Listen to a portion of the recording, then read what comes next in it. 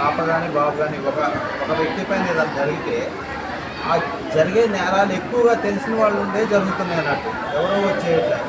So మరి దానికి ఏం చెప్తారు మీరు? అయితే సార్ అది చాలా ఖచ్చితం అది. ఎందుకంటే ఈ చైల్డ్ అబ్యూజ్ అనేది మన తెలిసిన వాళ్ళు, ఎందుకంటే మన అమ్మ ఏమనుకుంటుందంటే నా తమ్ముడే కదా అనుకుంటుంది, తండ్రి ఏమనుకుంటారు నా స్నేహితుడే కదా అనుకుంటారు. వీళ్ళకి ఈ తెలియదు అనమాట, వీళ్ళు సెక్సువల్ అబ్యూజ్కి అన్నెసరీ అబ్యూజ్కి గురవుతున్నారన్న సంగతి కూడా తెలియదు. అయితే మేము ఇప్పుడు ఏం చేస్తున్నామంటే సార్ స్కూల్లో అవేర్నెస్ తీసుకొస్తున్నాం. బ్యాడ్ టచ్ గుడ్ టచ్ అనే ఒక అవగాహనను పిల్లలు కల్పిస్తున్నాం.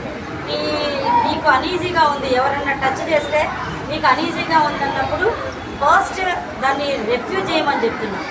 అవసరమైతే ఏదైనా సందర్భంలో ఇష్టమైన వాళ్ళకి తమ నియర్ అండ్ డియర్కి తన మనసులో అభిప్రాయాన్ని ఎవరికైనా షేర్ చేసుకోవాలి, వాళ్ళకి ధైర్యంగా